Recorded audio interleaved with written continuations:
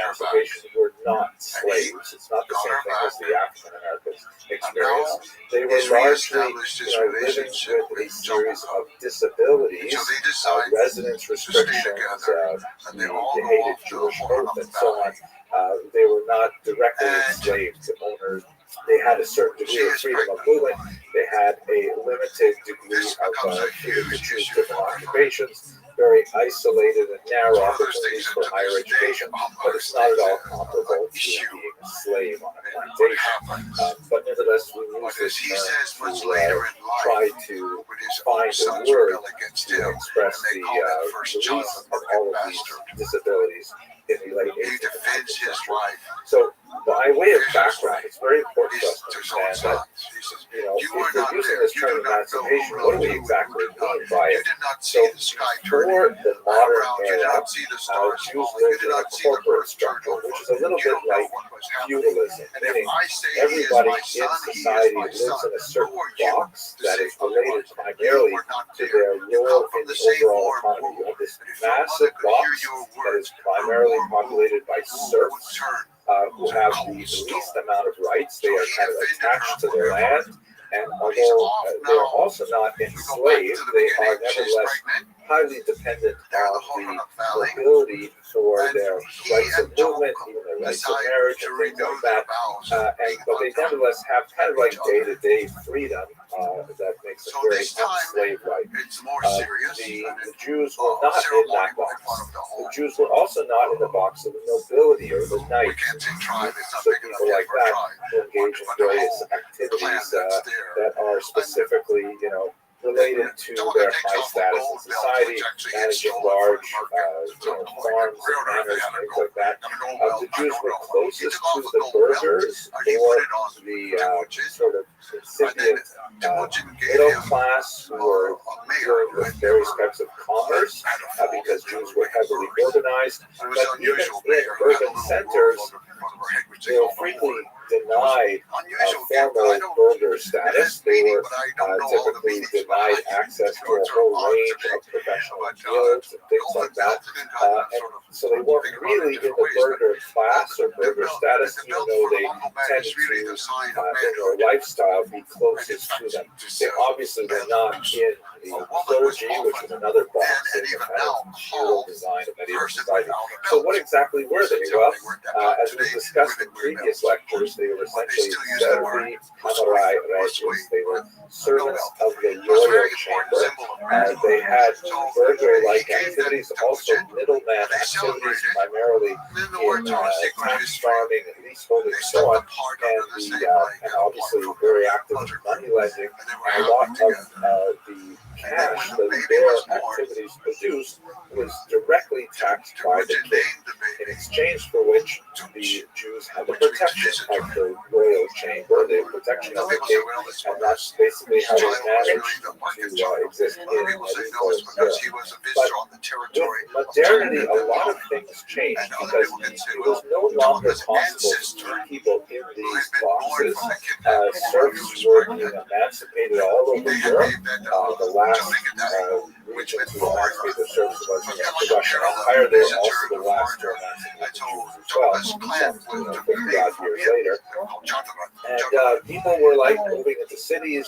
Industrialization was happening, and people were like taking factory jobs, which really upended a lot of the structures of rural agrarian life. But it was like a period of transition where you might have people who would go back to the ancestral farms and essentially do serf-like activity during the harvest season, and they would go into the cities during the winter and work like blue-collar jobs in these factories. So it was a very kind of transitional period in the 18th century, 19th century.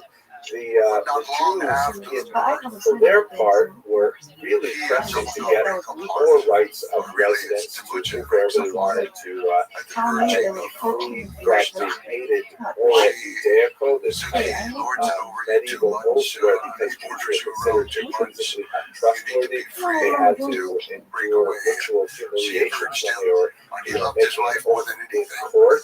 They had to stand on a pigskin on their chest where they holding on to a sacred Torah and so on. So they wanted to get rid of a lot of these things. They wanted access to higher education. They wanted access to generally everything that was going on in culture and science and society in the modern era. And the emancipation movement was something that slowly took their start and planted these things to change.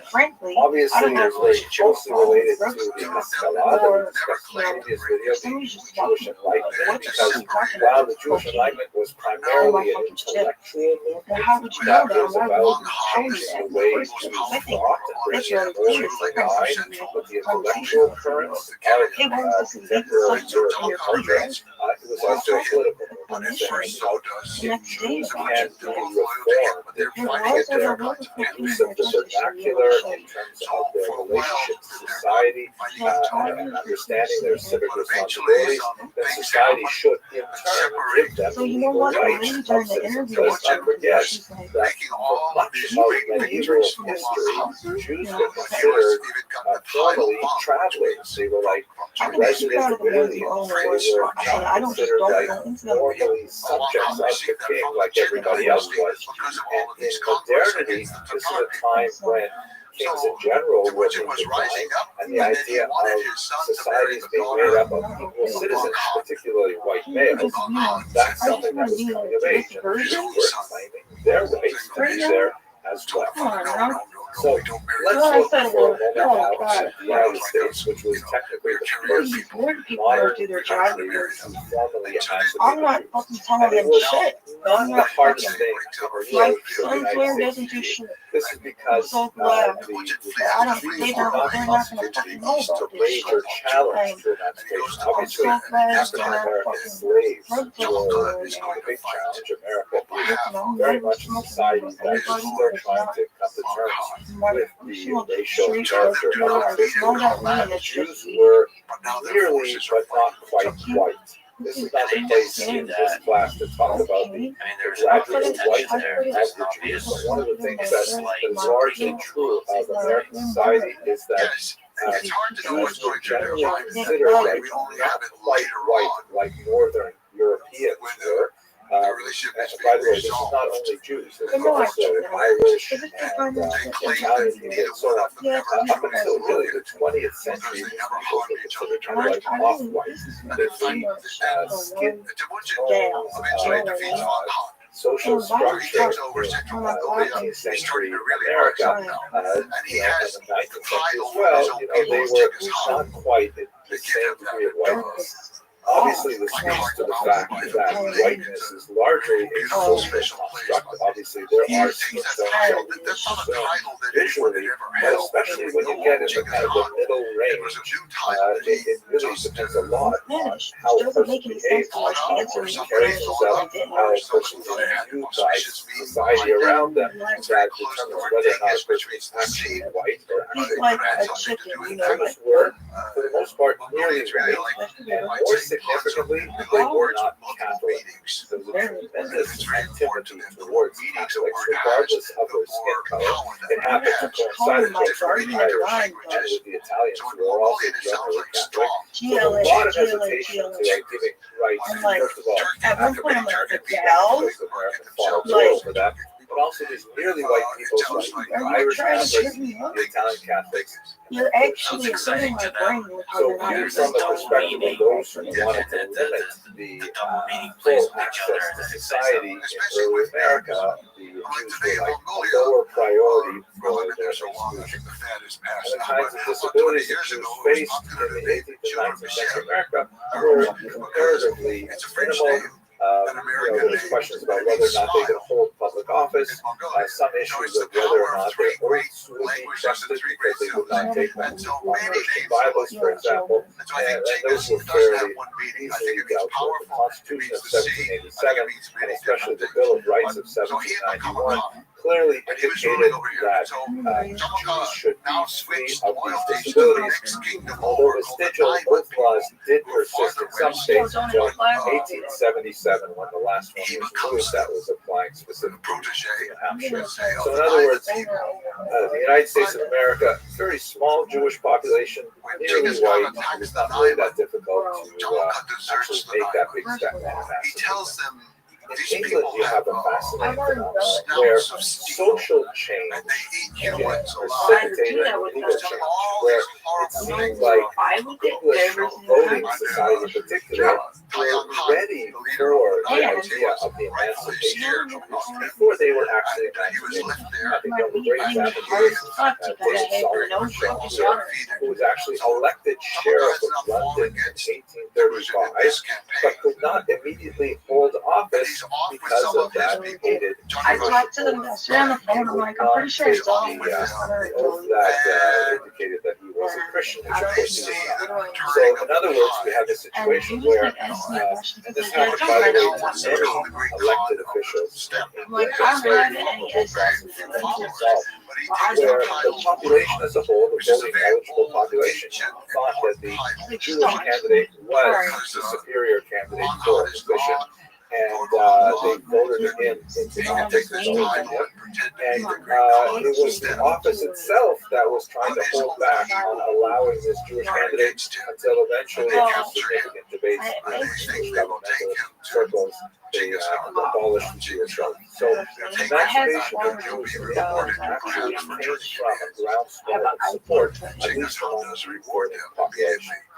France has an entirely different story. Here you see a depiction of the Declaration of the Rights of Man and, in brackets, male citizen. This is, of course, a hugely important document that's roughly comparable to the American Bill of Rights, in which, decrees the kind of ideas of equality for all citizens and things like that. It's interesting to note, by the way, that there are limitations even to these very beautiful documents. In the case of the United States of America, the Declaration that all men are created equal was not interpreted to mean really all men, because it did not include African Americans, for example. And this Declaration for the Rights of Man and Citizen, a revolutionary figure named Rabbi Rothschild actually said, hey, wait a second, why does it have to be in masculine? And so she composed a declaration for the rights of woman and citizen. And the word citizen, of course, in French, declined either as a male or as a female, but the French government was not willing to accept that. They're really only thinking about men. Honestly, it says man and they meant man. But that's beyond the scope of our discussion today. In the case of France, unlike England, where social change precipitated legal change, in France, it was the legal change that precipitated social change. Almost. In other words, the laws were put on the books before society was totally ready for them. So what happened in France is you have the revolution in 1789, and then almost immediately Jews start saying, hey, what about us? We're included too, right? We're also part of this revolution. And philosophically, it was really hard to say no, because so much of the grounding of the French Revolution, like the American Revolution, was based on this flowery and soaring rhetoric of the equality of all people and so on. That was true too, right? So there was a big distinction between the smaller, much more acculturated Sephardic population of Jews that lived in the west and south of France and Bordeaux and much more highly dense and concentrated and less acculturated Jews living on the eastern border in the region of Alsace-Lorraine, the Ashkenazi Jews. The Sephardi Jews largely spoke French, largely had a much more French lifestyle in terms of their dress and their broader economic profile and things like that. But the Jews in Alsace, on the other hand, spoke Yiddish as their first tongue, were much more sort of Germanotropic in their cultures, tend to be far more observant of Jewish law, both at home and more significantly in the street. So what happened in France is, in 1790, the emancipation was extended to the Sephardic Jews, and Bordeaux and Bayonne was much easier to accept them. And after a certain amount of hemming and hawing, in 1791, the same was granted to the Jews of Alsace-Lorraine. Now that wasn't the end of the story by any means. There was a significant outcry because with emancipation, all of the restrictions on Jewish economic activity were lifted, and Jews were allowed to engage in whatever kind of occupation they wanted. What kinds of occupations where they had had, a significant advantage well, you're because the one they were overwhelmingly who was given my whereabouts when I felt my enemy. Jews living in other That I countries, only want to deal export, with. export, That I want to all deal kinds with. of commerce and so on. So obviously, Large you can't block my mom. You can't block my dad. began to complain Like, that you're not their our kid. entire You know what I'm business saying? Like, environment is changing as a result of nigga must want to get Jews fucked by both rushing of them. into fields and undercutting us with prices and all kinds of things. Anyway, So a lot of complaints went to the emperor I was like, Napoleon, I'm telling him, like, who I don't know in about his to do this typically shit because grand what kind do of I way need of money thinking for? about things said, What well, do I need? obviously Literally we've got to explain to talk me to what the I need Jews. money for right So do they have like a representative I think it body would or something like that? Do they have if a you can't find like money, go ask your mother for money if you and really think. so his advisors told him, well, that, they have this thing called the Sanhedrin. Yes, I am, which because was I need to the do my lunch. ancient court Yes, of I am, 71 because judges bitch, back you in the really ancient thought period. But they haven't met in having 1900 years since Wow. they were exiled from Really? Israel. Actually, not quite since they were exiled, but shortly thereafter. I can't believe And so he said, fine, I, Napoleon, let's reopen the Sanhedrin. And so messages were sent out all over Europe that Napoleon was going to gather the Sanhedrin. I want to forget. And in that gathering, he was going to ask them a series of 12 questions. This was actually the Assembly of Jewish Notables that was prior to the meeting of the formal Sanhedrin. The questions that he asked were actually quite fascinating, and they really give us an insight as to what he wanted from the Jews. He asked questions like, for example, do the Jews have their own police force? What's the point of asking about the police force? Well, the point is because he wanted to know if he was going to be accepting a state within a state. It doesn't make sense for there to be two judiciaries and two police enforcement agencies. What if, Jews wanted to run their affairs through a different legal system? Would they be culpable to French law? All kinds of things like this. He wanted to know a little bit about the assimilation ability. Is that a word? The assimilability of the Jew. He asked, for example, are Jews allowed to marry non-Jews? Now, in basic Jewish law, that's like a really short answer. No, intermarriage is not permitted under Jewish law. Obviously, there are interfaith relationships, but that's really more of a 20th and 21st century phenomenon, and certainly not countenanced by traditional Jewish law, although some of the denominations that are active today, of course, have different relationship to that question. But in the 18th century, the answer was no, it's not allowed. It's fascinating to note that the Assembly of Notables and the Later Sanhedrin, which were made up largely of Maskilim, there was only a very small number of Jews who represented the traditional viewpoint, what we would call today Orthodox, and they essentially hemmed and hawed on this answer. They said, well, not exactly, wouldn't precisely be recognized, but, and they essentially, they knew what kind of answers Napoleon wanted, and they provided him with them. I think the most dramatic moment in the Sanhedrin, or the Assembly of Notables gathering, was when he asked them, would the Jews defend France? Do they consider themselves French, or would they join with their enemies? Now, the fact is that France and Germany are having wars just about once every 30 or 40 years, which means that, God forbid, we're pretty much due for one right now. Let's hope that we put that behind us. But, he was really concerned about those Jews living in Alsace who were, Yiddish speaking. Yiddish is a much closer language to German than it is to French, and that they had all kinds of contacts with Jews on the German side of the border. What would happen if France and Germany got into a war? Who would French Jews fight for? And dramatically, the assembly rose up and said, jusqu'à la mort. They would defend France to the very death. That was the whole idea of it. So Napoleon was satisfied with those answers, and he said, great. So the Sanhedrin became a formal institution, and it was headed by this man, David Zinsheim, who has an absolutely amazing hat here. I mean, I want a hat like that. I think that would be fantastic. He was actually a renowned Torah scholar of the day. He wrote a significant commentary on the Mishnah called Yad David, still studied to this day. And he was one of the more orthodox members of the Sanhedrin that gave it kind of like its weight on the right wing of the Jewish spectrum. There's a lot more to say about how Napoleon directed the organization of Jewish synagogues within France, but I'm going to leave it at this point because I think we should spend a little bit of time talking about East Central Europe. So in Austria, a document was issued by Kaiser Joseph II called the Toleranzpatent in 1782.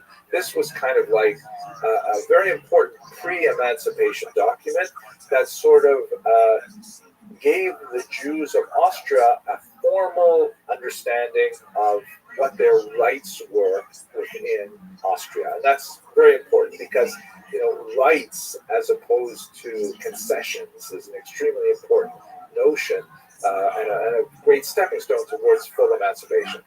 But what happened over the next 100-odd years was really quite distressing and confusing. Austria, like much of East Central Europe, went through a revolution in 1848-49, and that revolution was then pushed back. And the revolution came from the more liberal side of the spectrum. So with the general constitution that was created in 1849, civil and political rights were issued for everyone in Austria, and quote-unquote not dependent on religion.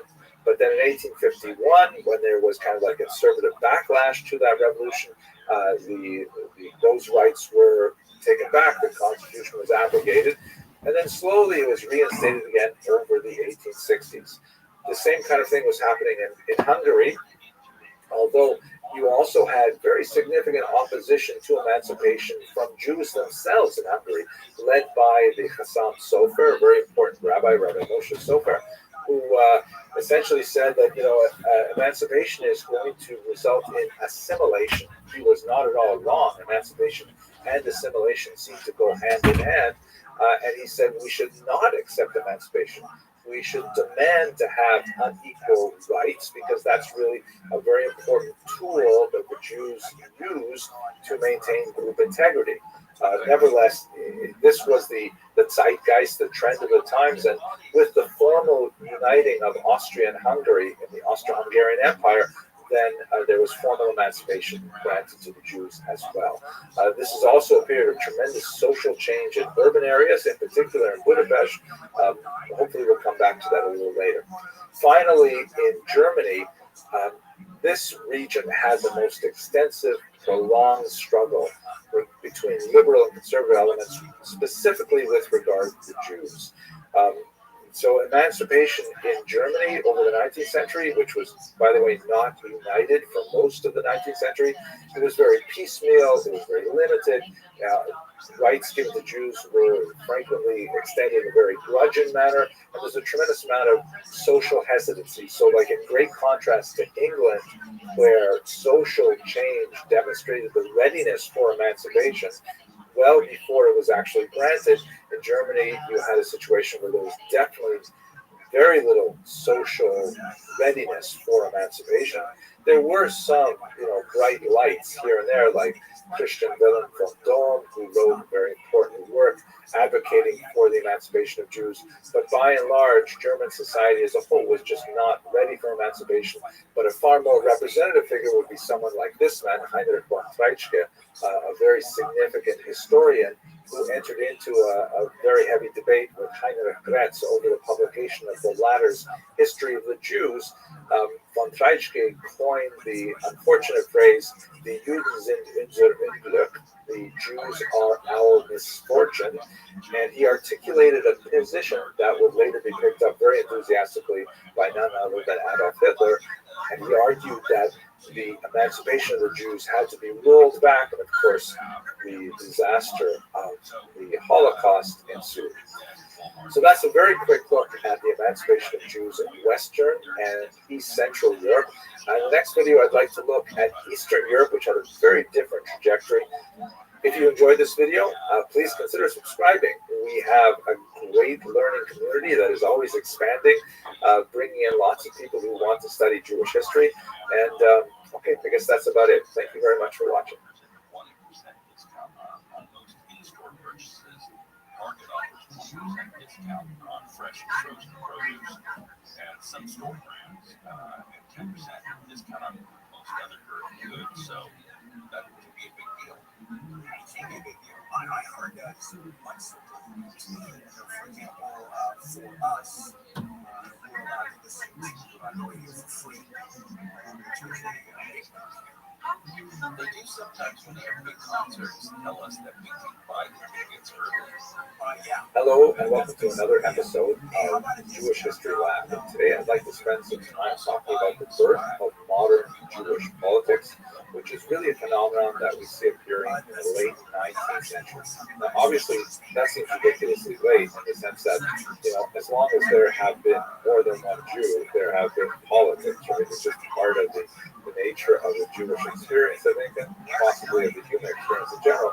But what I'm going to be focusing in on in this context is the idea of the birth of mass movements with political ideologies that are adopted by Jews, particularly in the modern era, especially because this is a time when democracy begins to make its impact on the Jewish community, and in particular the great mass of population that resides in Eastern Europe, where there's so many more Jews to create that critical mass to move political agendas along. And prior to the 1880s, by and large, Jews were quiescent when it came to political activity. They largely trusted their leadership to have any kind of interface with the secular authorities. And so really it was a matter of more kind of like feudal relationships where the Stadtland, the intercessor that would be hired by the head of the Kahila, would be the one that would be interacting with the nobleman or the king or whatever on behalf of the entire community. And the idea of a group of Jews breaking away from the central authorities was really quite unusual and doesn't have a long tradition before the modern era. In the modern era, however, for a variety of reasons, Jews begin to look at more contemporary ways of organizing themselves and not necessarily in conformity with the will of the rabbinic and communal leadership, and that's where we get these modern Jewish politics. So let's have a look at that specifically.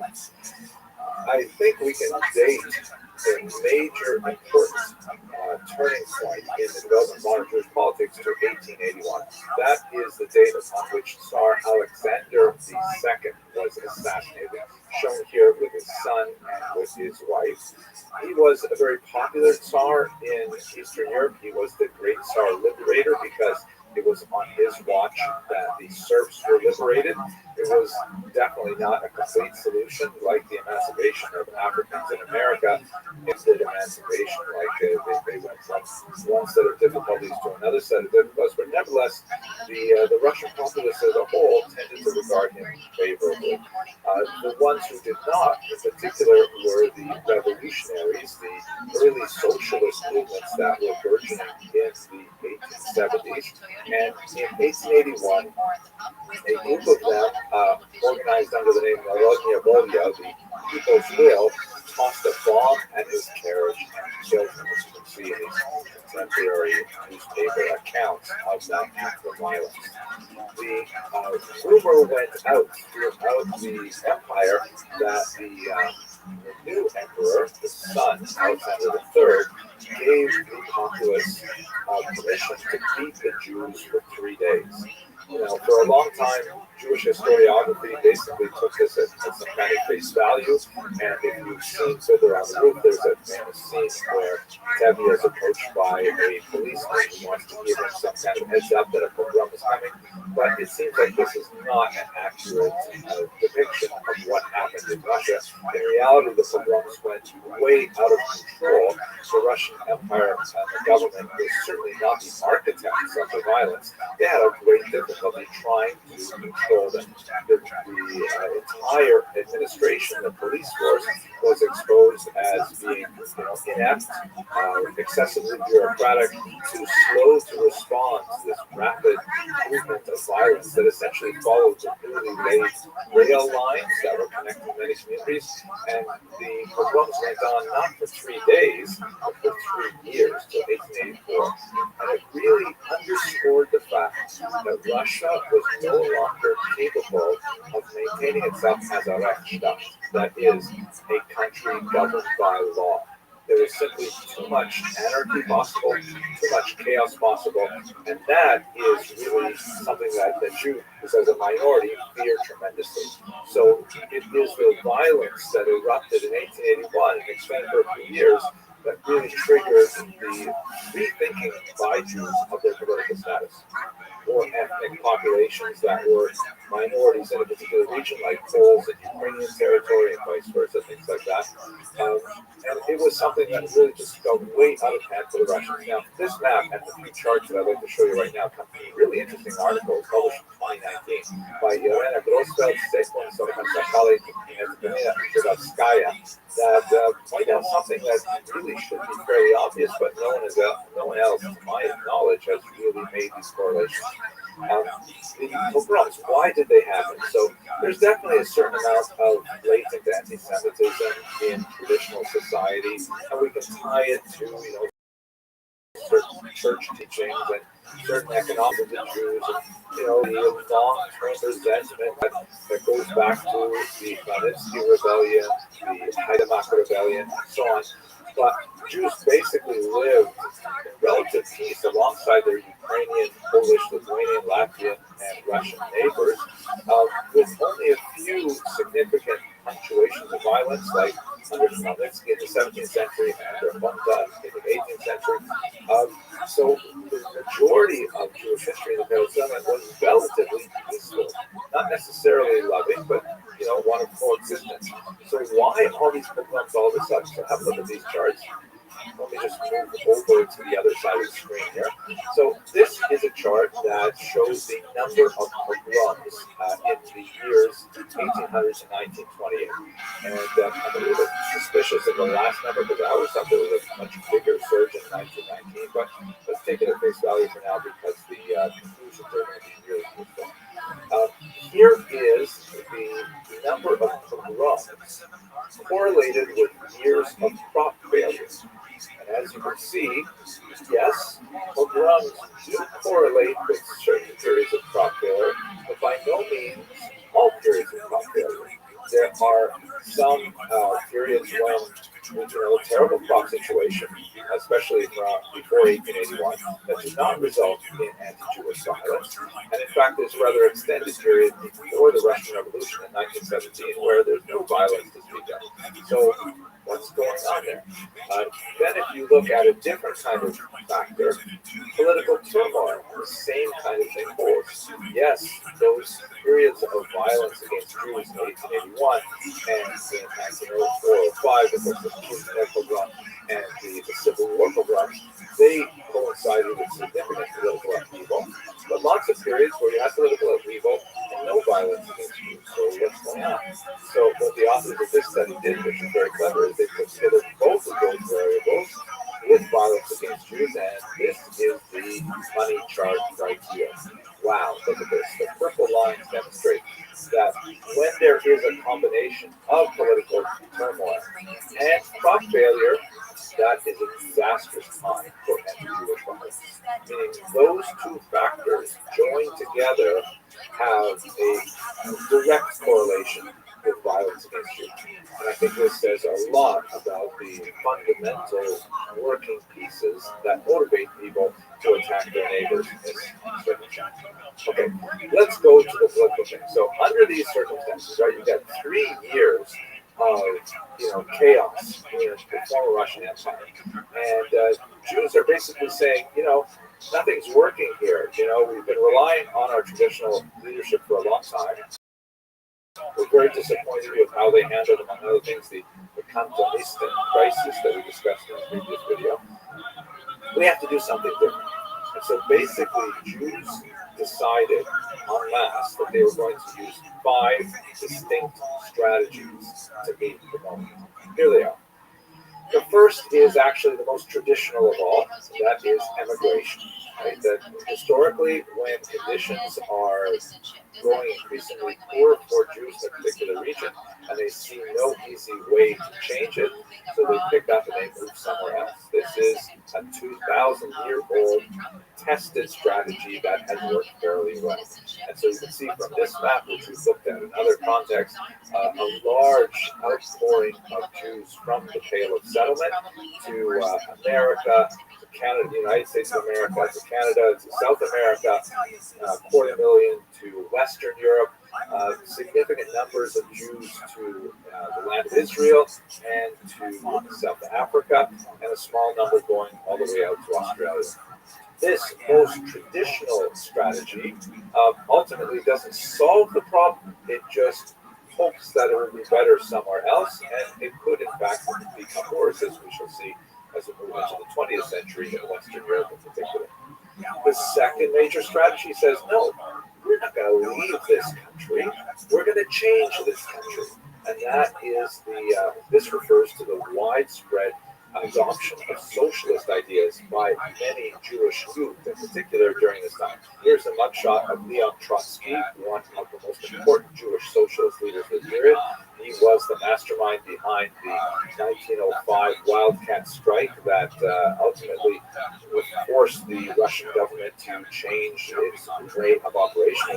It's called the 1905 revolution. It really wasn't a revolution because the Tsar was still in power, but he had to cede more authority to a revised parliament.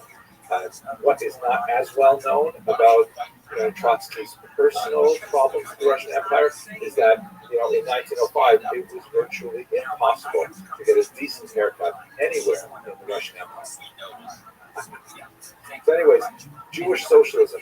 This was something that was antithetical to traditional Jewish values, primarily because socialism, following the ideas of Karl Marx, who was himself born Jewish and baptized as a child by his parents, was rather anti-Semitic himself, a self-hating Jew, and he had lots of terrible things to say about religion in particular, and Jews as well.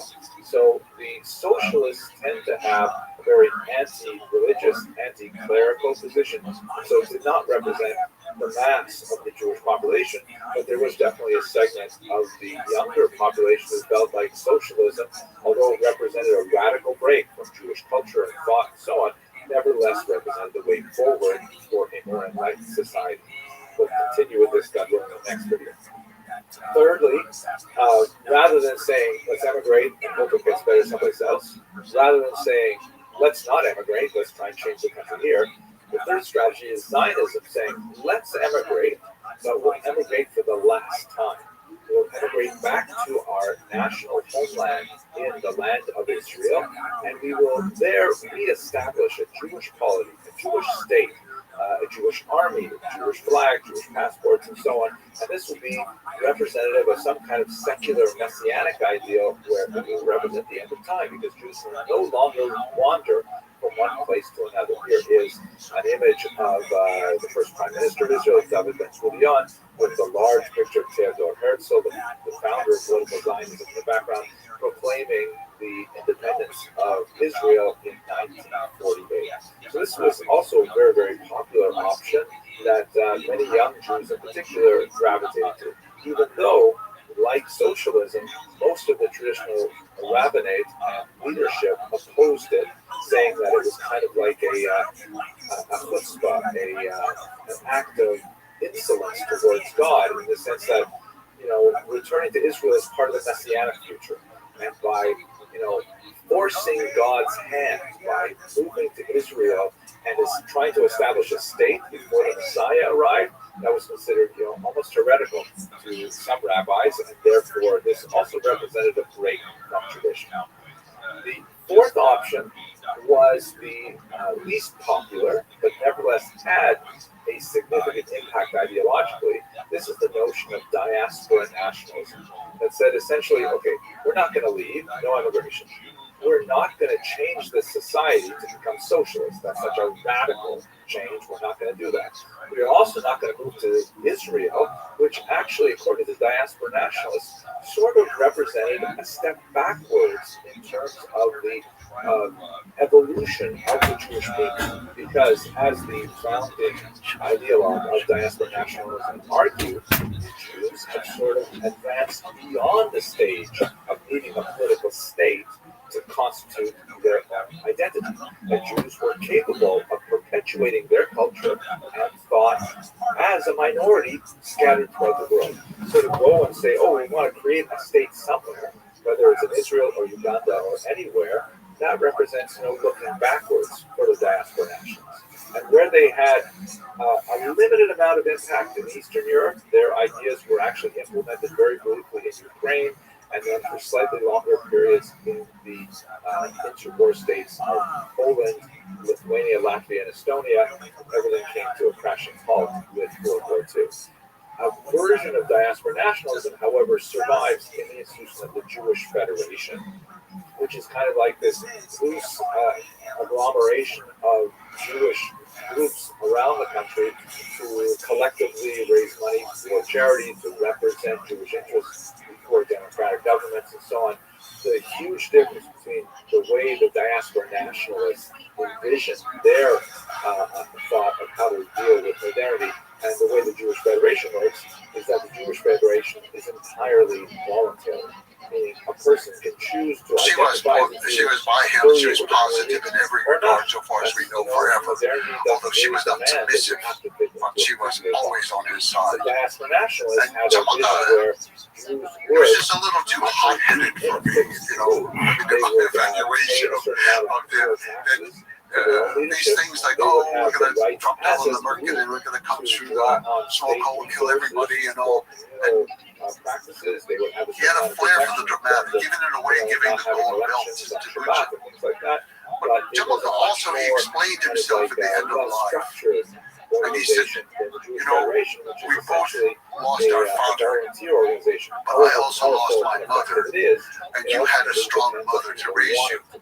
I did not. He said, you had Bershta.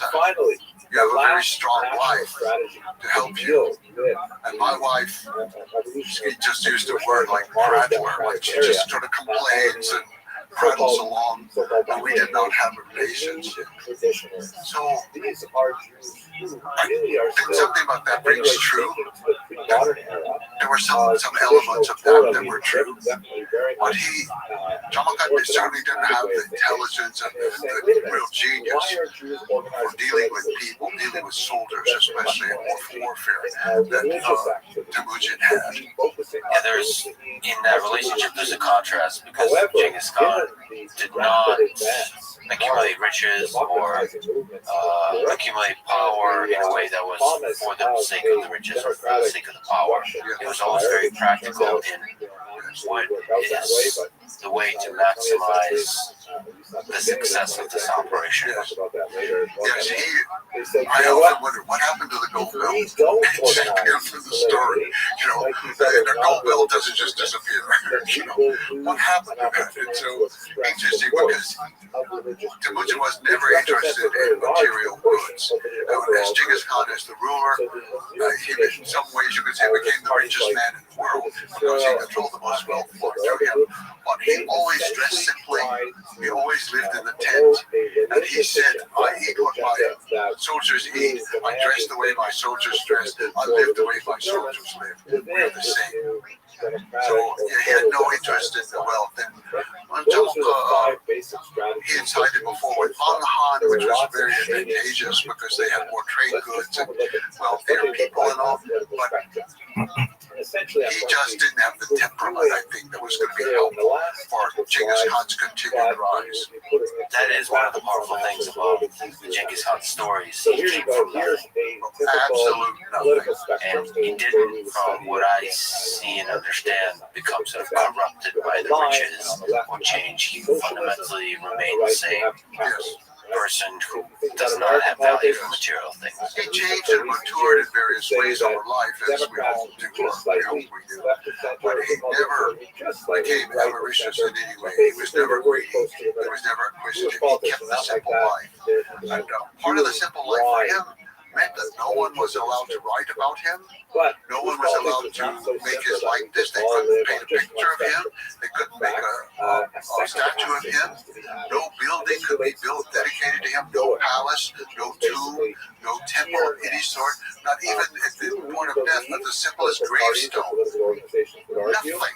Nothing. It's fascinating that a kid, a boy, that doesn't know the world would have the intelligence to understand how corrupting that is. Like the moment somebody builds a statue of you, that's like a slippery slope towards becoming, not seeing the world clearly, not seeing, surrounding yourself with sycophants that don't tell you the information, not being able to select the right people to lead the armies or to lead the territories that you conquer. So it's interesting that he had that foresight of don't record, don't worship.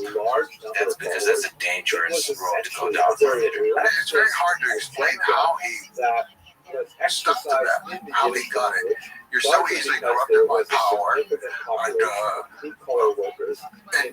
yet he maintained this very fierce attitude towards his relationship was with the people around him, his guard mostly, or his private part of the army, went with him, the central part of the army. That was his relationship, his family. He had 4 wives.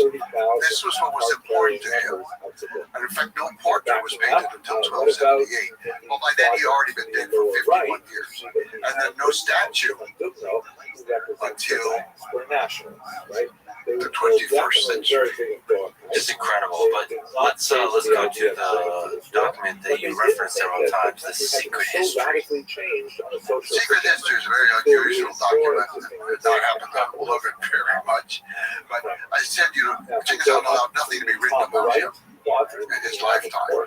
People couldn't take notes. Even the army was Genghis Khan ordered the invention of the alphabet for the Mongol people, and it was adapted from the Uyghur people. And so to this day, it's often called the Uyghur alphabet, the Uyghur alphabet.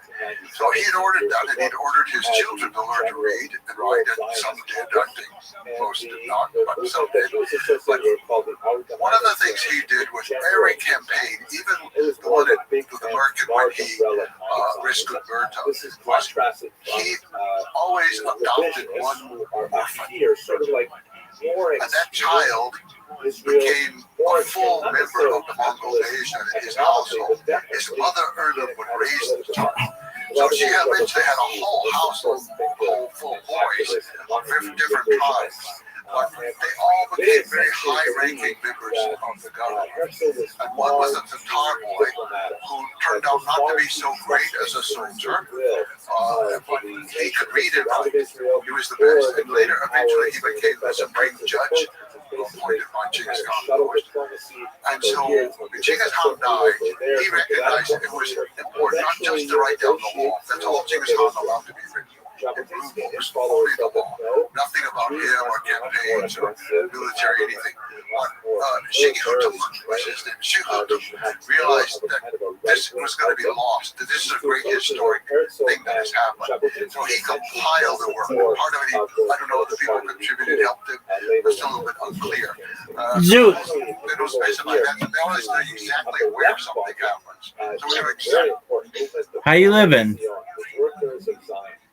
I'm not. Why? But they felt that it would be a shame if Israel would Zoot, did you get a rubber band? some Western European state.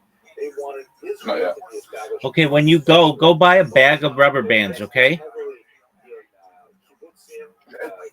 It's nearly 12 a.m. Okay, well, I don't give a flying fuck. When you go, buy a bag of rubber bands, okay? I'm mad right now. Why are you mad?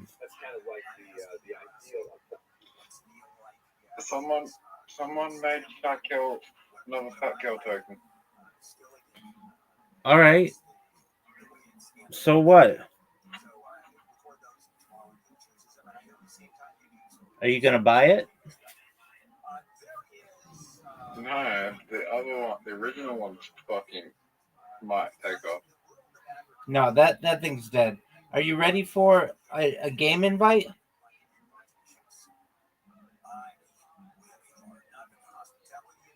Zoot.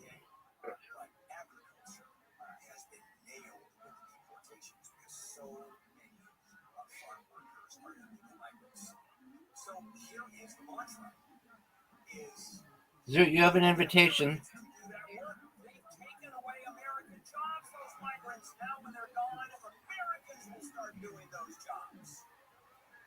Zoot. That's it. You have no idea how to play this game.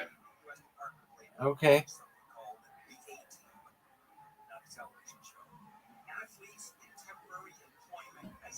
None of us really know how to play this game. I think I do. Well, I'm in the lead.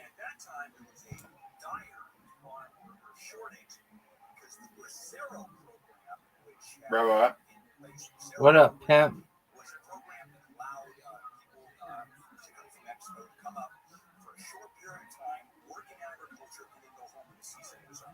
So they were temporary visas. That ran out. So now, oh my God, we don't have anybody. So they kick in the A-Team launched by the Department of Labor. And Sandy Koufax, Rayford Johnson, and Jim Brown, these huge sports legends, urging teens to join the A-Team. Why? Farm work builds men. So out of the 20,000 that they wanted, about 3,000 actually showed up. One of them was Randy Carter. So he and 18 classmates from University of San Diego High spent 6 weeks picking cantaloupes in Blythe. That's a fun job, by the way. For those of you that have not either gone to Blythe and or picked cantaloupes in Blythe, you're in for a real treat if you try that. It was so hot that the bologna sandwiches that they were fed, the bread became toast by the time they had lunch. It was that hot. And what they did, and that was in the shade, by the way, it was so hot. So they slept in these rickety shacks. These were the shacks that the farm workers lived in. They just moved in. Communal bathrooms, showered in water that Carter said, remember, it was a very nice shade of brown. Now, as you can imagine, very few couldn't stay. Zoot. They quit, went on strike across the country. It was a baseball work. Zoot. By the way, the A-Team program was such a disaster. Zoot, go. That the government, number one, never tried it again. And it's not even in the history books. You won't see much being mentioned about it if you go into the archives of the U.S. So now, what's going on? Rabbi, you won. Not yet. And what are you still doing up? It's like 2 a.m. No, it's like 6. 6, 7. Oh, 6 a.m. And so people are reaching out to Carter, who's become a public figure, journalists, teachers, etc., to hear his stories 50 years ago. When one of them and his friends made a wrong turn in life and drove through the market, and everyone looked at us like we were specimens. But they were nice about it. And what it was about, Carter said, they were dying to see white kids tortured.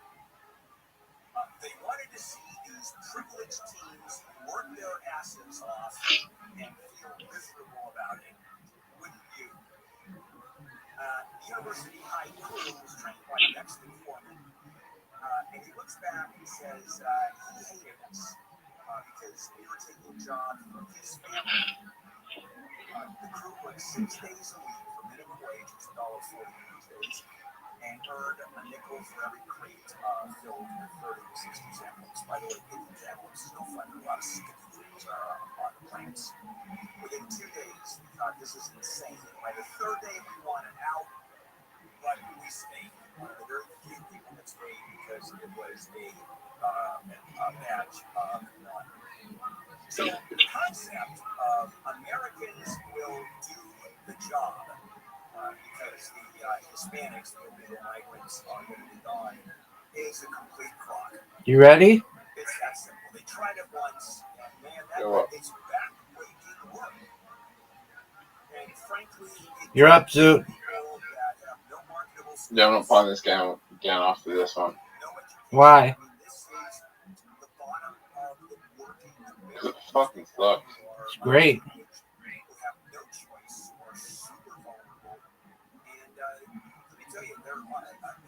Neither of us know how to play this. I do, and I've beaten you every game. That's not true. Yeah, I have. I've not. Oh, no, you're right. We tied one of them.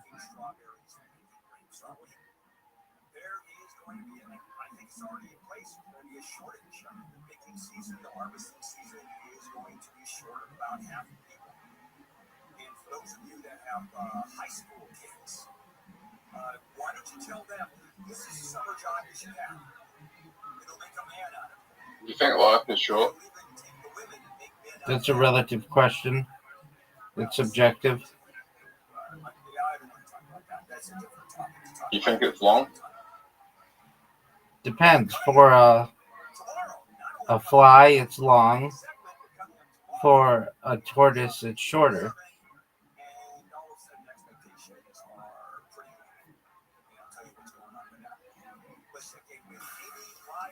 Turtles live a really long life. Word, dog. The guy charged with throwing concrete at cops during immigration enforcement activities in LA has his day in court today. What's the longest living animal? They say that some lobsters don't really die if they're not hunted, so they might live indefinitely. Lobsters? Yeah. But traditionally, it's been the giant tortoise. Yeah, but traditionally, it's been the giant tortoise.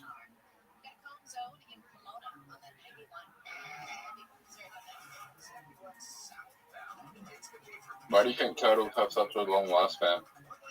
They have a protective shelter to protect them from predators. Also, they live in areas many times where they don't have natural predators.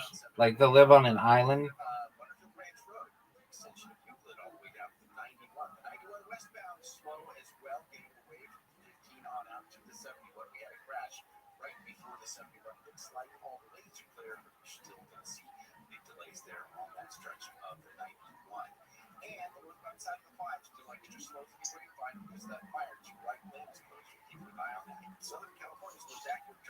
Who can keep hog clams? Zoot, you have an invitation.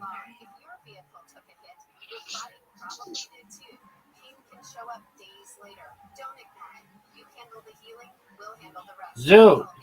There's a clam that's lived for 500 years. Okay, good. Zoot.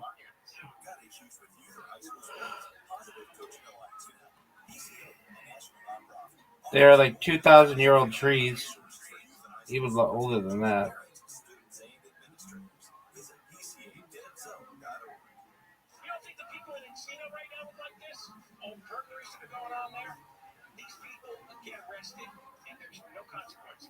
You think there's plants that have consciousnesses? What? You think plants can think?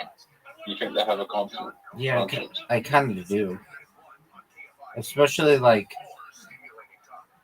carnivorous plants like Venus flytrap. I just noticed that like it's kind of weird when you see like trees dying and then all the trees next to it start dying.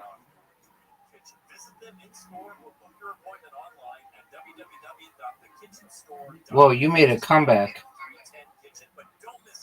But have you ever seen like trees die and all the trees next to it just all of a sudden start dying? Like even if it's like been raining. Fuck. Have you noticed that? Okay.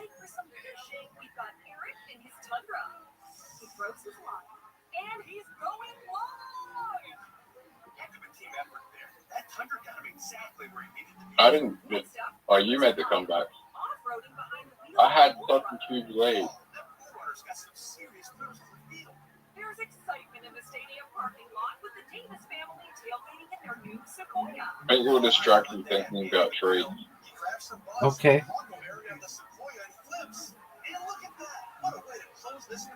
Sure was, Eli. Until next time, go Toyota. See your participating Toyota dealer for details. Dealer inventory may vary. Event ends September 2nd. Toyota. Let's go places. If you have unfiled taxes or are in debt to the IRS, this is important news. Did you know the IRS? Oh, Zoot, you took the lead. Designed to help people struggling with tax debt. Powerful tax assistance programs that can save you thousands if you qualify. No one knows these programs better than the experts at Is it the impossible one? America's most trusted Zoot. tax resolution. Oh, how didn't you win? So fucked up. No, this is second hardest. This is standard. Zoot, how didn't you win? Fucked up. Let's go to pro.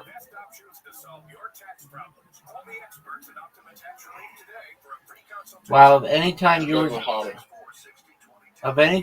gonna beat me, it was that one.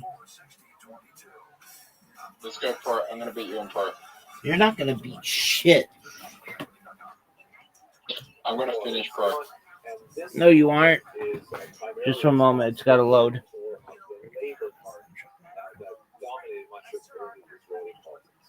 So if you think this is complicated so far, we're not even finished yet, because Jews are not satisfied with two political axes.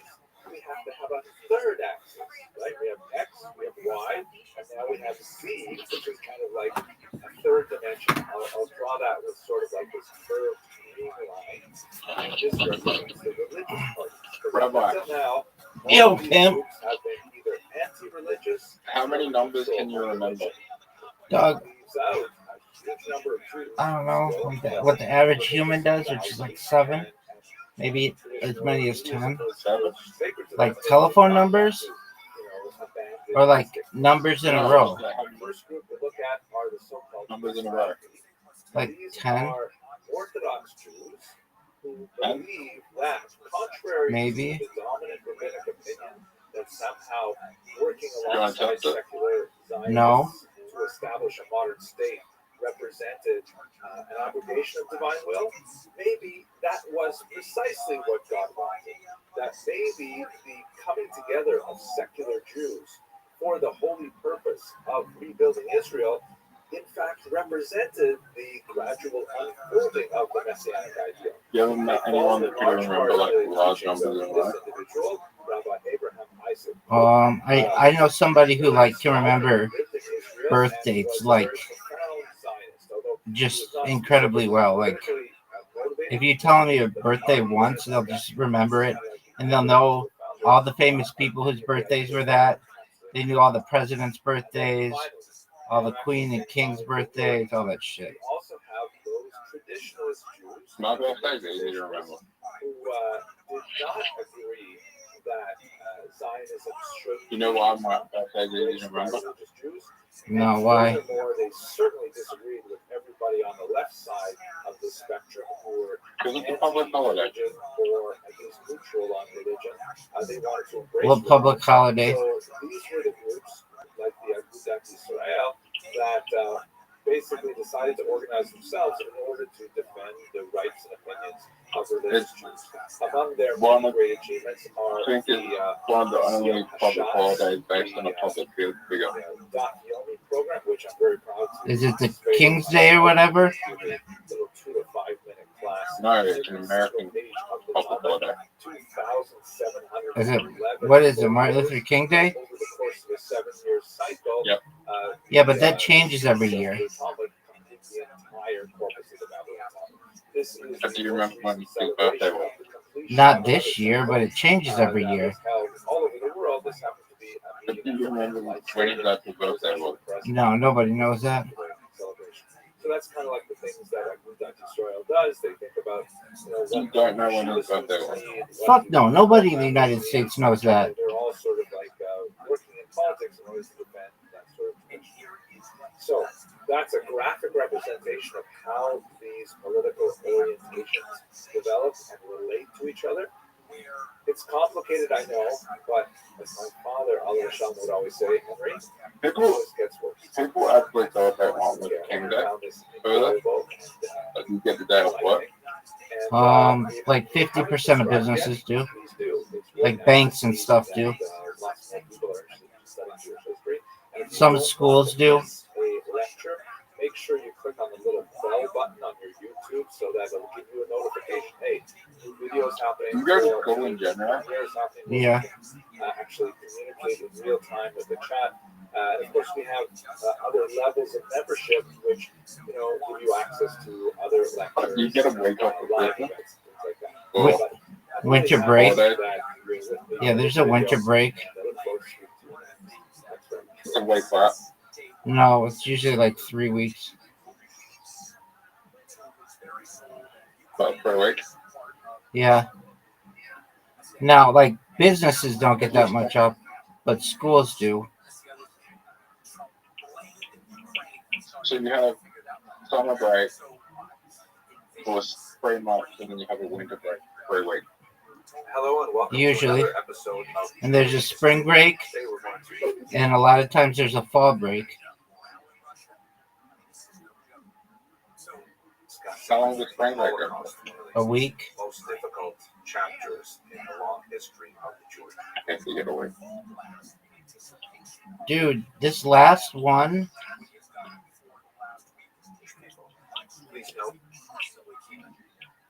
I've never seen it before. I just finished. That this information is intended for By the way, is this the impossible one that you were talking about? No. Like, you gotta get No. No. It was like 4 things thick at an angle. It was super hard. Specifically on the topic of the Holocaust, and it is This free one, and open that to the one, community.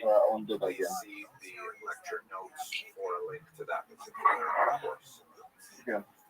What I'd like to do today is to speak a little bit about the interwar period and the Jews. But let us begin first with a discussion of the terminology. What is this word Holocaust? Where does it come from, and why do we use that term? So the Holocaust itself, obviously we're speaking about the how the holidays work in Australia? Destroy the Jews during World War II.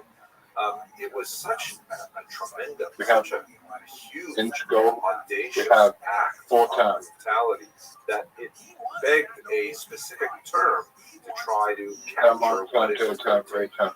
In the 1940s through the 1970s, various terms were tossed about to try and Term 1, 2 sense weeks, of this. term 2, 2 weeks, term 3, 2 weeks, The first term and then that term was 4, used is the word genocide.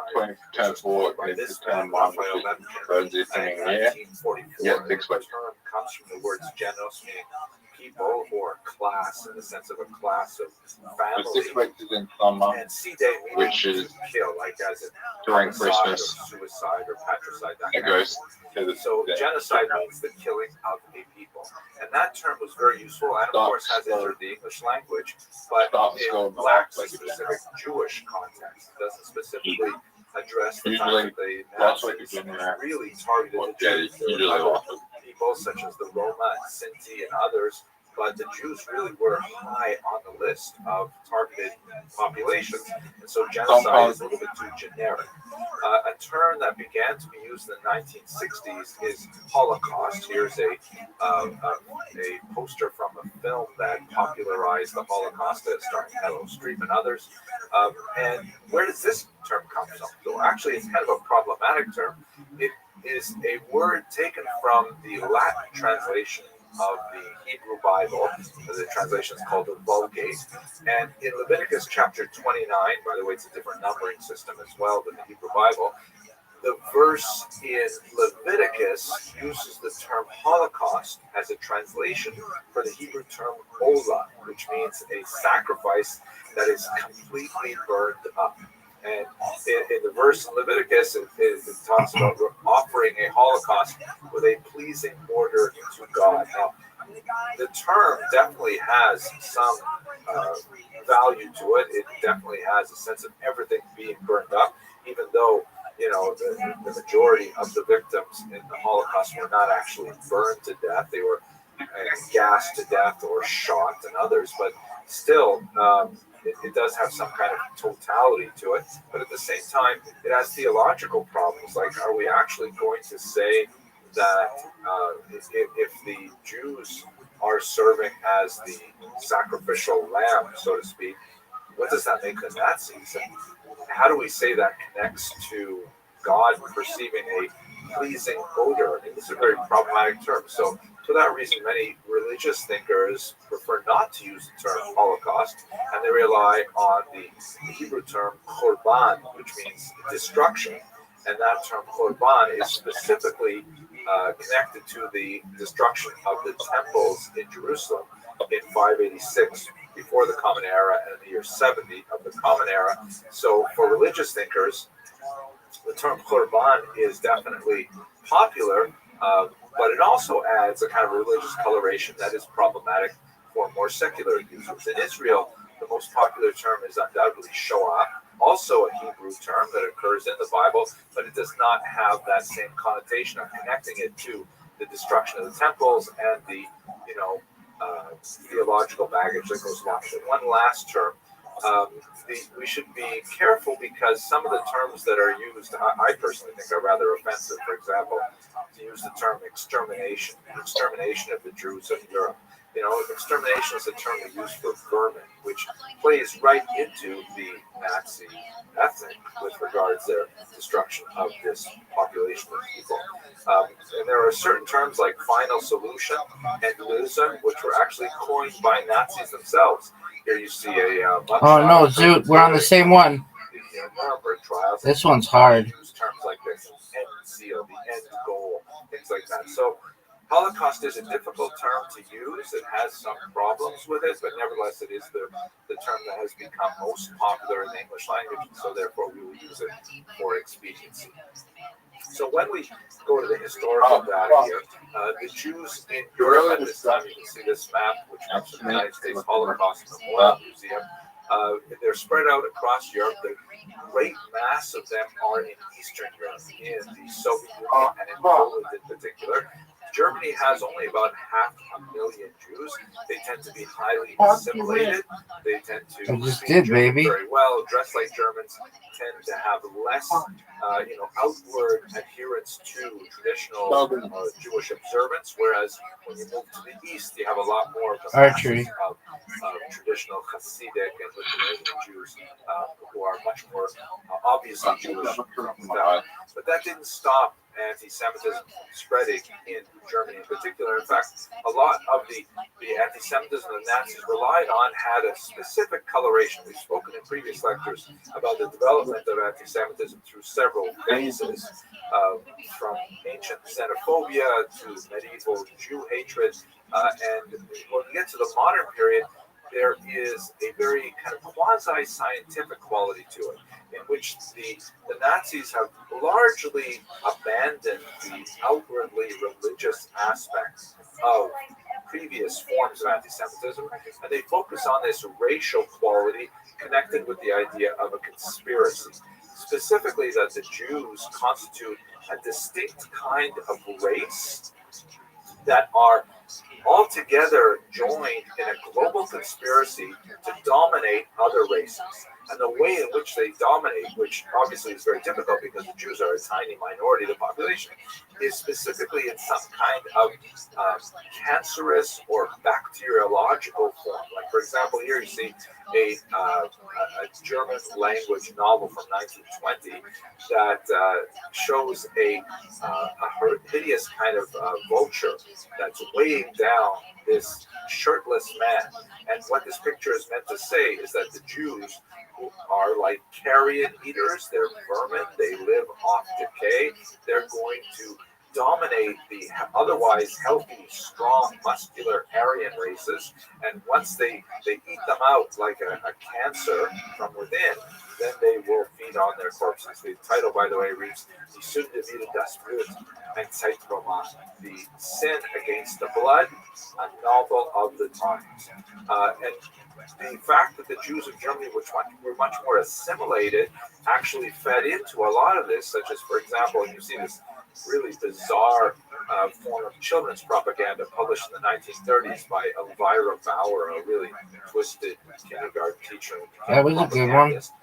This is a book for children called Der Giftpilz, the poison toadstool, right? And the thing about toadstools is that they look like mushrooms, but unless you are very careful and you know the signs, you will always mistake them for healthy mushrooms. And you might eat one of these, but it's actually poison.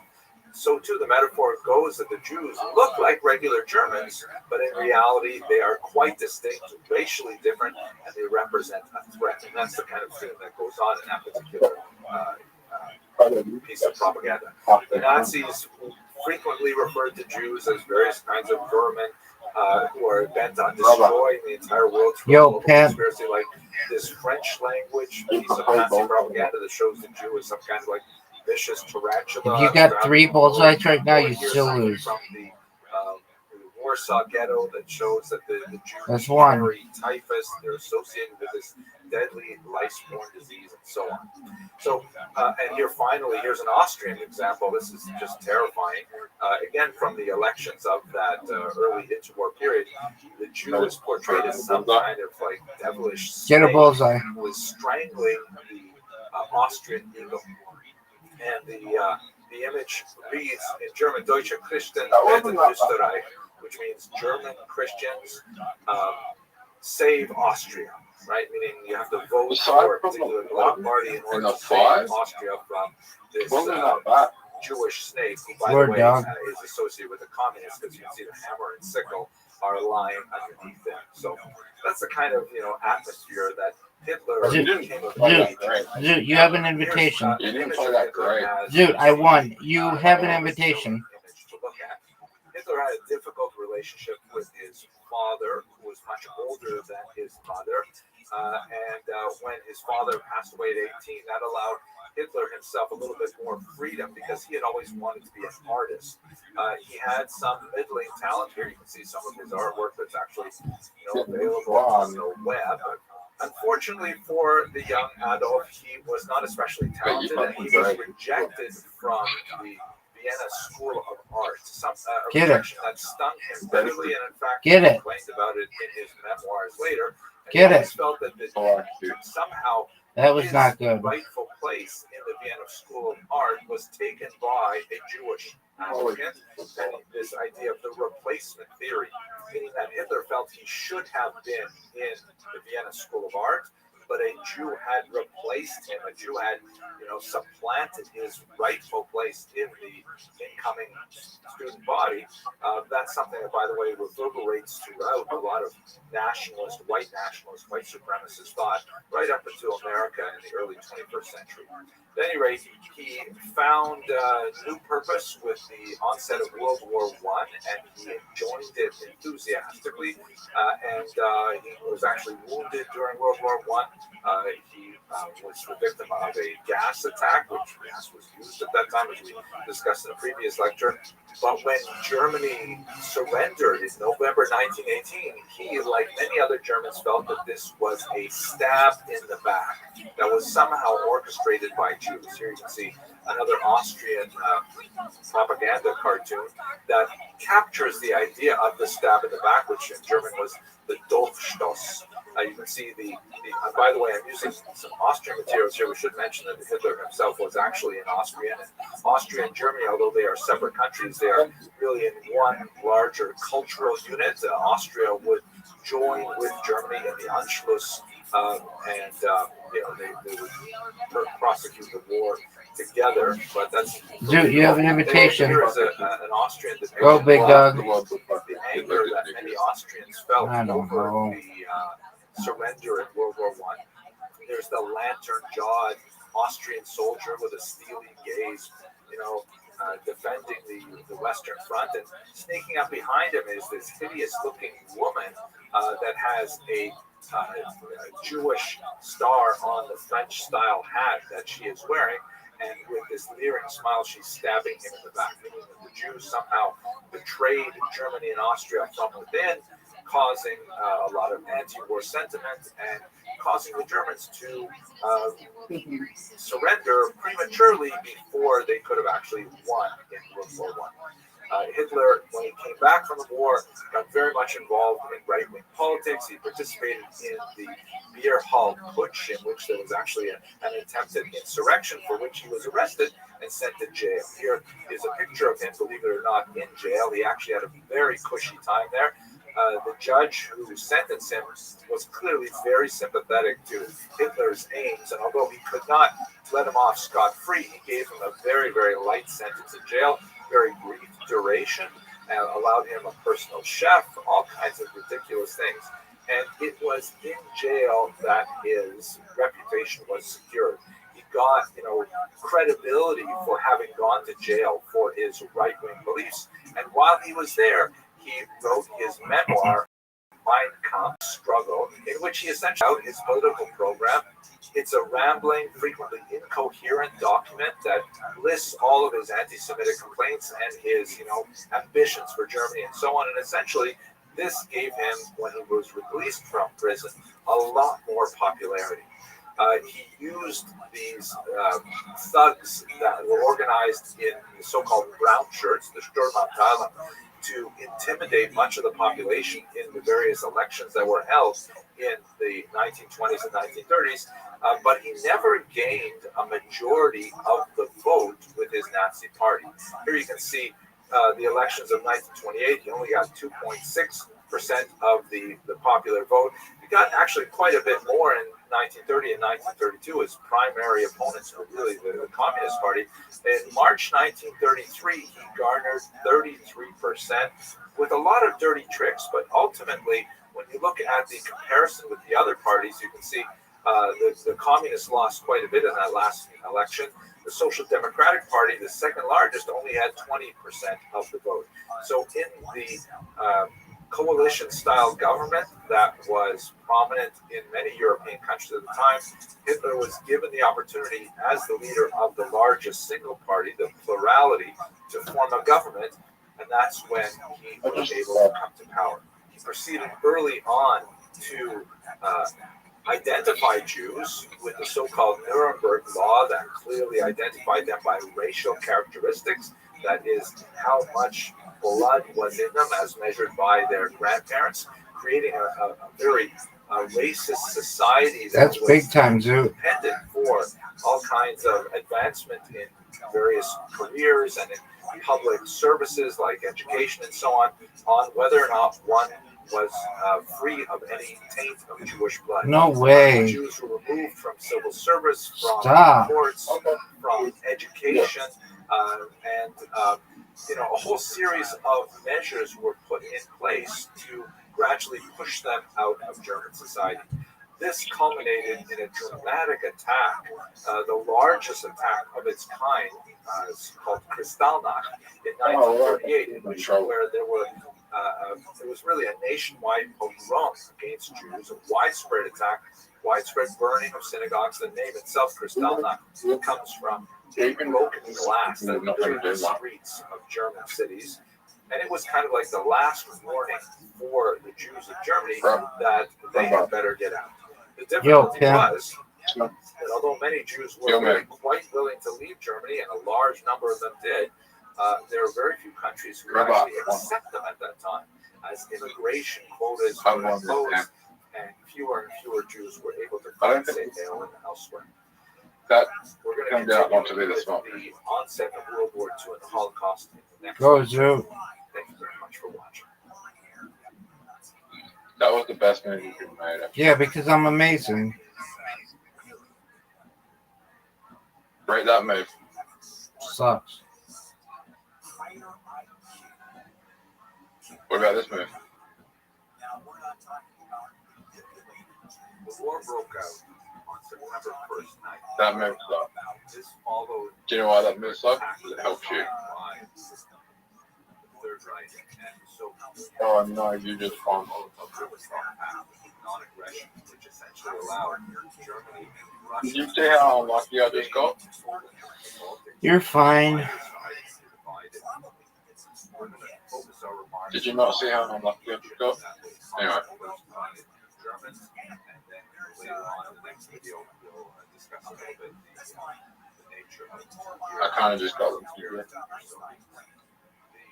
first encounter that the Germans held in Poland and the Balkans in particular had with Third Reich soldiers was Oh, how about you? In trouble. these ritual humiliations that they endured, often photographed and sent home to relatives and loved ones. You know why you're in trouble? Why is that, Zoot? Look at the board and look how many water there is, how much water there is. While the Nazis had planned in advance their There's no water. it does not seem that they had clearly thought of what they were going to do with the Jewish population. More than 3 million Yeah. live in Poland itself. I am very close to winning. All right, let's see it.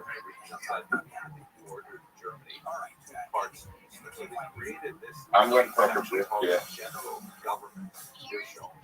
This is going to be the highest risk shit.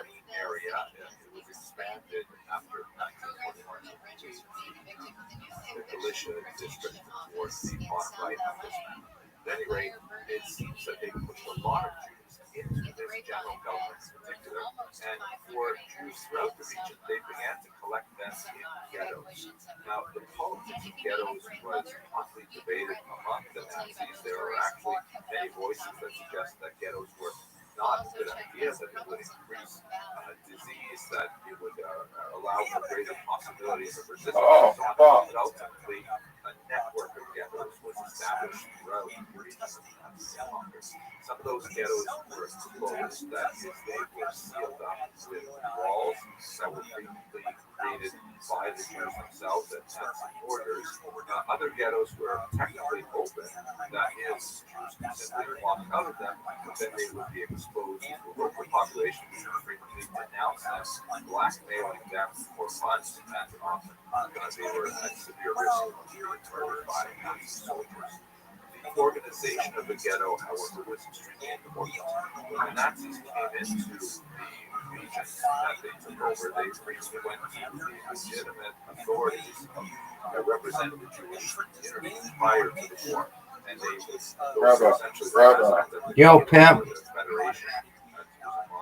You're a cunt. What do you want me to do, baby?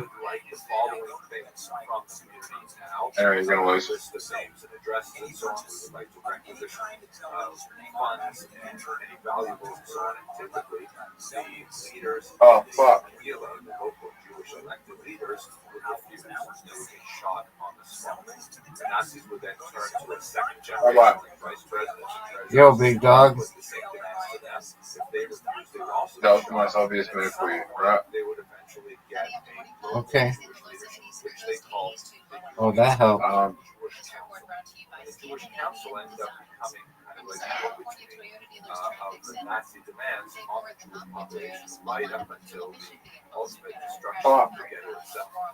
Some of those This is bad. were quite heroic in their attempts to protect You know what was bad? Why is that, big dog? Because I should have won. Diary, which meticulously related the weather and a lot of his personal concerns. He was very worried about the fate of his son, who was missing, and so on. But he describes in excruciating detail the slow. What up, pimp? Nazis held. Nope. That's not going to help you. And the way in which he tried to appease them without inflicting too much harm. The only way you're going to be saved is if you clear that the Nazis intended to destroy the entire population, committed suicide by swallowing the sun. Other class leaders, such as Heinrich Koski, were widely regarded by the Jewish population as villains. Some recognized themselves. cost of the suffering of our population. Here is some currency printed in the Wittgenstein ghetto by Koski himself, which portrayed him as some kind of like redemptionist messianic figure, divided in the local population as he came by it seems that the Nazis had not clearly articulated what they wanted to do with these ghettos. In some places, like the village, which was by Koski, it seemed that the model was reductionist, meaning there was a purpose for having to do these ghettos that was somehow related to their utility for the war effort, which was major textile center. Fuck you. Creating uniforms for Nazi soldiers, mining, things like that. And so having a work was essentially a lifeline to the church. Somehow the ghetto sort of made sense as the centers they lived. On the other hand, other ghettos like Warsaw, where Chernenko was active, seemed to be attritionist in nature. Maybe the whole point of the ghetto was to have to starve to death. And very few provisions were provided to them.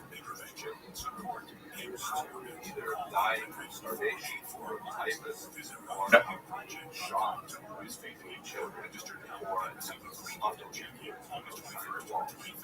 the order was maintained, or a semblance of order was maintained in the ghetto by so-called Jewish Rabbi. Yo, pimp.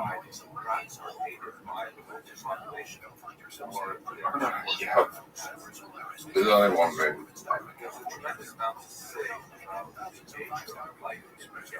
You know what your best movie is? That was the worst movie to make. Primary characteristic of ghetto experiences that are starvation, privation, mass death, but there are also some internal activities such as Warsaw International's underground medical schools. The actual performances blending libraries, really an incredible array of activity that church engaged in the ghetto. You ready, Rabbi? Yes, sir.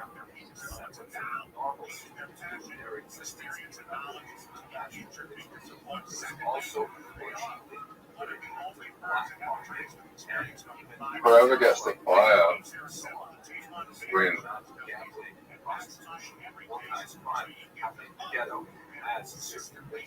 Oh, fuck. Come on. I can't do what I want to do. Oh, you can't? No. Oh, an extra move?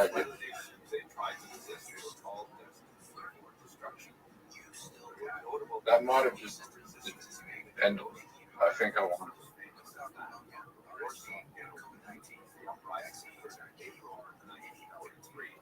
Just by that date, however,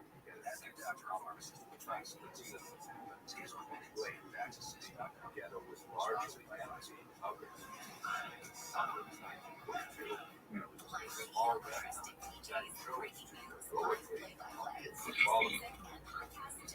on the other hand, there are other ways of looking at riches.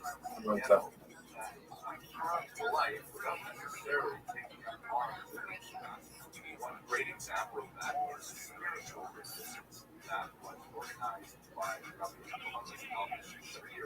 What a comeback. What a comeback, Zoot. What a comeback. How you got lucky?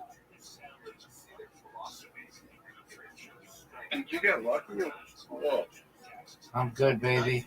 All right, Zoot. I gotta get some sleep, big dog. Come back tonight.